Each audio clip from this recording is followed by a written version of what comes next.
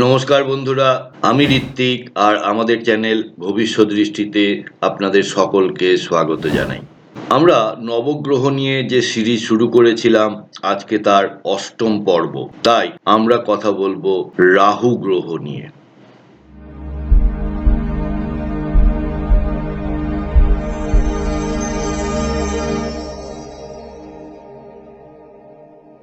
বন্ধুরা, যারা যারা আমার চ্যানেলটি সাবস্ক্রাইব করেছেন তাদেরকে জানাই আমার অসীম কৃতজ্ঞতা ও ধন্যবাদ। যারা এখনো করে ওঠেননি তাদেরকে আমার বিনীত অনুরোধ, প্লিজ চ্যানেলটি সাবস্ক্রাইব করুন আর পাশে থাকা বেল নোটিফিকেশনটি প্রেস করে দেবেন। তো চলুন বন্ধুরা, শুরু করা যাক রাহু সম্পর্কে আলোচনা। রাহু এবং কেতু দুটিই হলো ছায়া গ্রহ।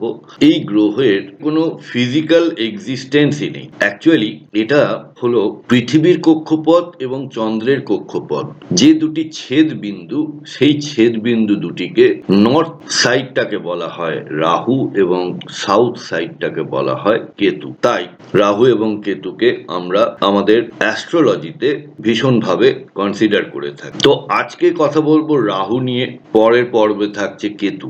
এটি আমাদের আসক্তি, বিভ্রান্তি, আকাঙ্ক্ষা, হঠাৎ পরিবর্তন, বিদেশ, প্রযুক্তি ও কালো জাদু নির্দেশ করে। রাহু মানুষের জীবনে আকস্মিক উন্নতি বা পতন ঘটাতে পারে। রাহু শুভ হলে জাতক বহুজাতিক সংস্থায় কাজ করে, বিদেশে যায়, প্রযুক্তি বা গণমাধ্যমে সফল হয়। আর অশুভ হলে জাতক বিভ্রান্ত থাকে, বিভিন্ন নেশার দ্রব্যে আসক্ত থাকে, বিভিন্নভাবে প্রতারিত হয় এবং মানসিকভাবে বিপর্যস্ত হয়। রাহুর উচ্চ রাশি হলো বৃষ, নিচ রাশি হলো বৃশ্চিক, নিজ রাশি মিথুন ও কুম্ভ। অ্যাকচুয়ালি রাহু ও কেতুকে কিন্তু কোনো ঘর দেওয়া হয়নি আমাদের হরোস্কোপে। শুভ গ্রহ শনি, শুক্র, মঙ্গল। শত্রু গ্রহ সূর্য, চন্দ্র, বৃহস্পতি। রাহু দ্রুত উন্নতির আকাঙ্ক্ষা ও চাতুর্যের প্রতীক। এবার দেখে নিই রাহু নির্দেশিত দেহাংশ আমাদের কি কি আছে। মাথা ও মস্তিষ্কের অংশ বিশেষ, বিশেষ করে মস্তিষ্কের স্নায়ু ও চিন্তা শক্তি। কপাল, ভ্রু ও মুখের উপরের অংশ। বিষ, মাদকদ্রব্য গ্রহণযোগ্য অঙ্গ। শরীরের রহস্যজনক বা গোপন অঙ্গ। এবার দেখে নেব রাহু সম্পর্কিত পেশা কি কি আছে। রাজনীতি, গুপ্তচর সংস্থা, গোয়েন্দা, IT, software engineering, cyber security, hacker. অর্থাৎ সাইবারের ক্ষেত্রে চোর এবং পুলিশ দুটোই এই রাহুর দ্বারাই হয়। যাদের শুভ রাহু তারা সাইবার সিকিউরিটি বিশেষজ্ঞ হয়, আর যারা পারভার্টেড বা যাদের অশুভ রাহু তারা হ্যাকার হয়। দুজনেই কিন্তু সমান প্রতিভাবান হয়। মিডিয়া, সিনেমা, ফটোগ্রাফি, মাদক ব্যবসা বা ঝুঁকিপূর্ণ ব্যবসা, বিদেশ সংক্রান্ত কাজ যেমন দূতাবাস, আমদানি রপ্তানি, ধূর্ত ব্যবসায়ী, কালোবাজারি, স্টক মার্কেট বিশেষজ্ঞ, তন্ত্র সাধক, গুচ্ছ বিদ্যার অধ্যাপক।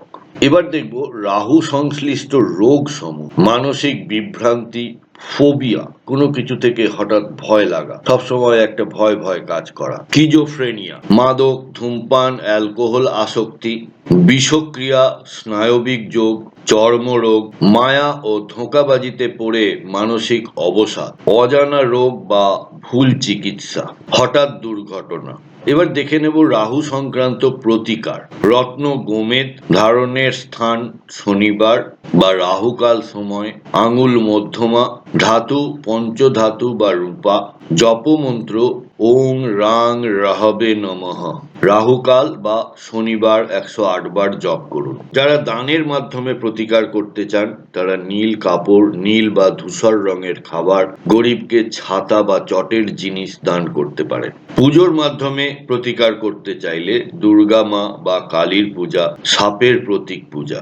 ব্রত, শনিবার রাহুকাল সময়ে দান, গরিবকে সাহায্য। এবার দেখে নেব রাহু 12টি ঘরে কি কি ফলাফল দিয়ে থাকে। রাহু যদি লগ্নে বসেন তাহলে বিচিত্র ও রহস্যময় ব্যক্তিত্ব, বিদেশি জীবনধারার প্রতি আকর্ষণ, পরিচয়ে বিভ্রান্তি। দ্বিতীয় ঘরে বসলে কথা বলায় সমস্যা, মিথ্যা বলার প্রবণতা, অর্থ নিয়ে হঠাৎ লাভ বা ক্ষতি। তৃতীয় ঘরে বসলে সাহসী কিন্তু কৌশলী, মিডিয়া, যোগাযোগে সাফল্য, ভাই বোনের সঙ্গে দূরত্ব তৈরি হতে দেখা যায়। চতুর্থ ঘর মাতৃভাগ্যে ছায়া, বিদেশে বসতি, জমি নিয়ে জটিলতা। পঞ্চম ঘর সন্তান নিয়ে বিভ্রান্তি, প্রেমজ জীবন অস্থির, তন্ত্রবিদ্যা বা গোপন বিদ্যায় আগ্রহ। ষষ্ঠ ঘরে থাকলে শত্রুদের উপর নিয়ন্ত্রণ, হঠাৎ স্বাস্থ্য সমস্যা, আইন আদালতে জয় পেতে দেখা যায়। সপ্তম ঘরে থাকলে বৈবাহিক জীবন অনিশ্চিত, গোপন সম্পর্ক, বিদেশিনী স্ত্রীর যোগ। অষ্টম ঘরে থাকলে দুর্ঘটনা, গোপন শত্রুতা, রহস্যময়তা, তন্ত্র সাধনায়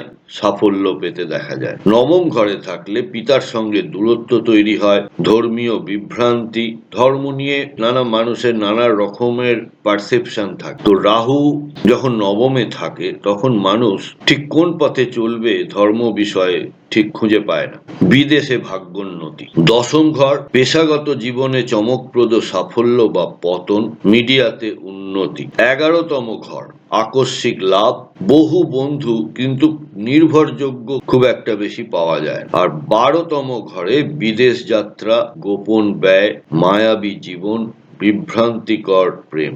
তাহলে আমরা যদি পুরো ব্যাপারটাকে সামারাইজ করি, রাহু সর্বদা আকাঙ্ক্ষার জগতে আমাদের ঠেলে দেয়। রাহুর ভালো ফল পেতে আত্মনিয়ন্ত্রণ ও সঠিক দৃষ্টিভঙ্গি জরুরি। রাহু দেবে প্রযুক্তি, বিদেশ ভ্রমণ, রাজনীতি ও মিডিয়াতে উন্নতি যদি নিয়ন্ত্রিত হয়। নিয়মিত রত্ন ধারণ ও মন্ত্র জপ করলে রাহুর অশুভ ফল হ্রাস পায়।